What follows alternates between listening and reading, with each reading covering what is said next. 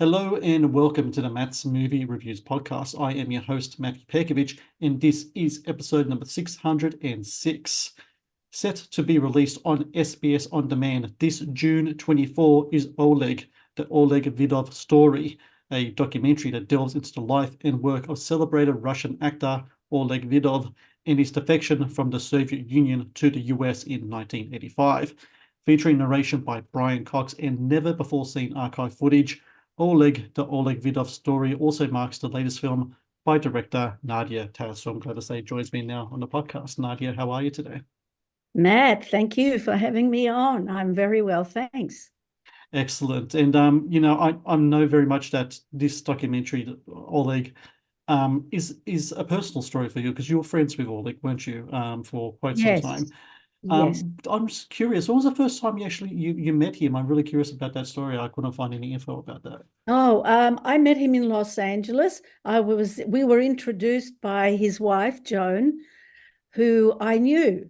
Joan and I were working together on a number of things, and she introduced me to her beautiful husband, not only physically beautiful, but an absolutely wonderful human being. And so from that point on, for a number of years, we would meet for coffee and talk, and there was a real connection between us. I understood being a migrant, and of course, I understood his dilemma as someone who was pursuing freedom for all of his life, and he needed to get away from the USSR.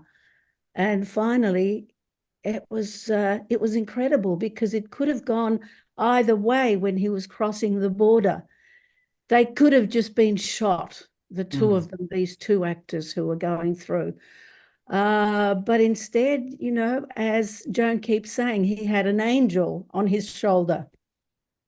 The football match or the soccer match was on television, and the guards at the border were so fixated on Yugoslavia winning or trying to win that they just ushered them through. Extraordinary. But there you have it. And so I ended up with a great friend. There's a part in the movie where a former co-star of Olev's, Vladimir Andreev, he talks about how when he worked with Olev at that time, there was a humility to him, even though he was an incredibly handsome man and a really great actor as well.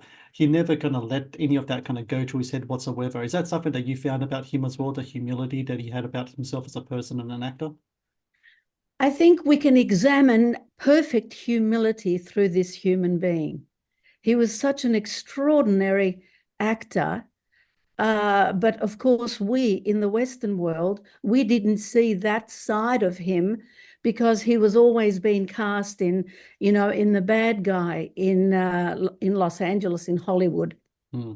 And of course, there was a reason, a social and a political reason for that. But he was quite brilliant and philosophical, and had absolutely no awareness of how physically beautiful this human being was. None. The connection, he was always open, and he cared so much about people. He cared about the underdog. If there was somebody who was sick in hospital, whether he knew them or he didn't, as soon as he was introduced, he'd go and take care of them. I think I talk about a couple of incidences like that in the movie. I was overwhelmed with his humility and so grateful to have had that wonderful friendship.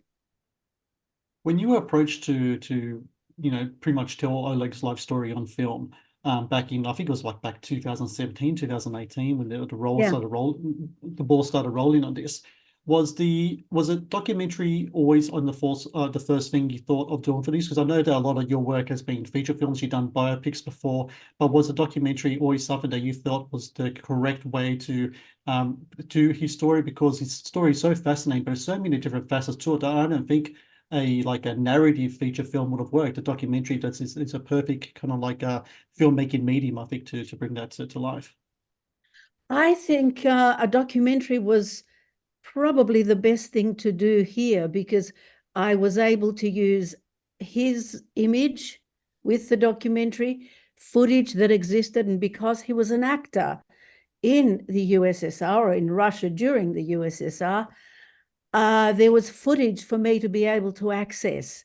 Whereas in a drama, there would have to be a little bit of distance when you cast somebody else in that role.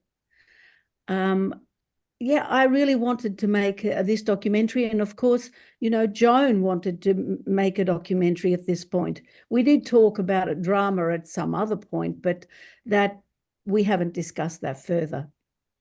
Please support Matt's movie reviews on Patreon. Get access to exclusive content, request movie reviews and top 10 lists, and help support my work. Please click on the Patreon link in the description below.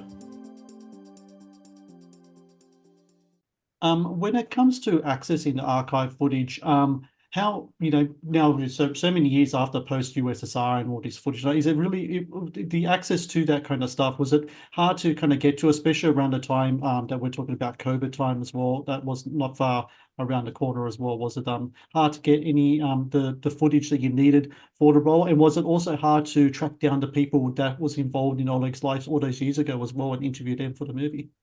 Matt, it was so hard. Oh my God. It was incredibly difficult, all of that, getting the footage. First of all, finding the footage. Where was it? Who stored it? Was it in a good, in the condition that we could use? How can we improve the condition? Would they let us have it? Do we have to pay for it? How much? All those things, were considerations. And the interviews, of course, you can see from the documentary how many people were interviewed and how much we went to virtually every corner of the world to find these people. And some of them have died since we interviewed them. Some of them were pretty old.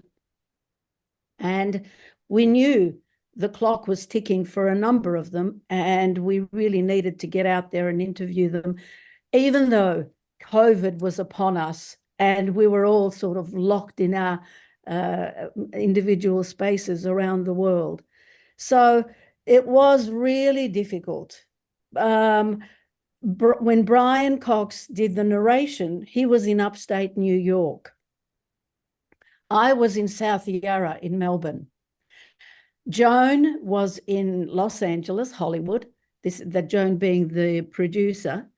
And we did our sound people came out of New York. So we had to connect all these different strategic places around the world in order for the narration to actually happen.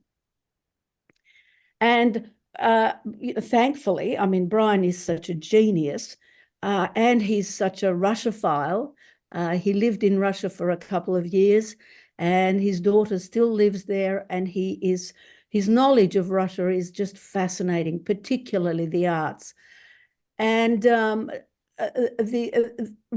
beginning of the film, which is the reenactment of the escape, well, that was pretty ridiculously amazing for me to achieve that, because I had to find a crew in Slovenia. I had to cast it, find locations, and then rehearse and communicate with the crew from my little place in South Yarra. And so at any number of times, I had 4 or 5 screens around me and communicating with the different entities visually and audially like that in order to achieve that. Including saying, okay, move the image slightly, the frame isn't quite right yet, so move it a fraction to the right, or crop the top, or whatever. So it was really interesting to see that it can be done. But I think also the reason it was able to be done, and somewhat efficiently, was because, I speak just a regular Yugoslavian, let's say. And so even though Slovenian is slightly different. You know, it wasn't difficult to communicate with the actors. It was a time. It was an incredible time. If it was a film that was really contained and we could do it, say, within one location here in Melbourne, it wouldn't have, of course, it wouldn't have been difficult, but that was extraordinarily challenging. I was determined to finish it. The Matt's Movie Reviews podcast is brought to you by TeePublic. TeePublic is the world's largest marketplace for independent creators to sell their work on the highest quality merchandise.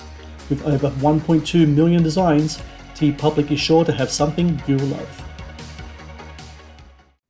Speaking of Yugoslavia, the opening narration by Brian, he talks about how today, a lot of people from today take their freedoms for granted, especially considering the subject matter in the time period talk about in the movie, USSR, you know, the time of the communism from the 60s all the way from the 80s. My parents came to Australia from the former Yugoslavia. And so for a lot of immigrant kids like myself, who are or first generation Australians who have parents from communist countries, we know of it because we've been told stories about it, etc. A lot of people these days probably don't even, you know, wouldn't have the capability to even think about the type of restrictions, especially towards the arts that were in those countries alone. When you kind of delve into that part of the communist experience, especially towards the creative arts, where on one hand you have exceptionally great filmmakers and actors there, but on the other hand, the work that they have to do is stifled by the totalitarian regime, has to be propaganda, has to be ideology driven. Did you even learn things yourself about that type of filmmaking, the filmmakers in the processes that these people and Oleg himself had to go through in that time? Because I just find that incredibly fascinating, how there's that to and fro between the artist wanting to put his vision on screen, but at the same time that the person always above him all the time, kind of like just pulling the strings and making sure it's done the way they want it done. I learned, yes, a great deal about specifically the lack of freedom, the way, you know, the two-tone society that existed during the USSR, where the privileged, the politicians, and these other privileged people who were running the place had their huge, you know, fences, let's say, around them and around their lives, and they had their specific department stores on the third level of a particular building, and then only they, the privileged, could go in there and buy their blue jeans and go to the cafes, whilst the rest of the USSR population was lining up for a loaf of bread. These were the things that became just so clear to me when I was confronted with story after story about that. And I felt really compelled to bring it out, because the USSR communism was meant to be an equalizing factor. It was meant to be sort of, you know, the reason to go into this type of regime is because we will be equal. Well, that is such crap. Yeah. And I mean, I needed to show that in the film, because this is what Oleg experienced when he married Natalia, who he married her because he fell in love. Yeah. He didn't marry her because she was part of the Brezhnev, you know, outer the circle or the family. Anyway, so after he marries her, he's offered to be Minister of Culture. But Oleg, with his nature, with his, you know, amazing outlook on life, which was really to take care of people and really to act, that was his passion. Of course, he wasn't going to take it.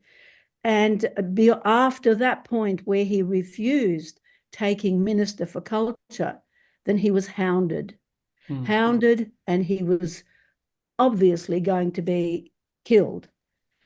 So not only was it, you know, a need for him to, out of his need for freedom, to go to a place where he could make the movies tell the stories that he wanted to tell as an artist, but also he was really running for his life at that point, because he just wouldn't become a communist or a part of the party, and he wouldn't accept what they thought was a great gift. Well, it's all part of a fascinating life or from what I can read about and from what you've spoken about, Oleg, to be who was a fascinating man, it really was. And it was a privilege to watch your documentary and learn more about him. And I really encourage everyone out there, June 24, when the Oleg Vidov story hits SBS On Demand, that people watch this and understand his work and who he was as a person and who he was as an artist as well. I think it's really important that people see that. And I just got to say thank you very much, Nadia Tass, for your time. And also, while you're here, just thank you so much for all your contributions in the Australian film industry as well. I think this the work that you've done and have continue to do just it helps filmmakers and even lowly film media like myself move forward. So thank you very much for your time and for your work so far. Oh, Matt, thank you. Thank you. We all work toward, a similar goal to communicate about our world and how to make it a better place. And thankfully, universities around the world are screening the film, and young people are learning about what the USSR was really like, and they can't believe. The reports back are, oh my God, was it really like that? So, yeah, I'm grateful to have this opportunity to have made the film, to have known him, and 3, thank you so much for being interested. Thank you for watching the Matt's Movie Reviews channel. Please subscribe for more reviews, podcast interviews, and exclusive content.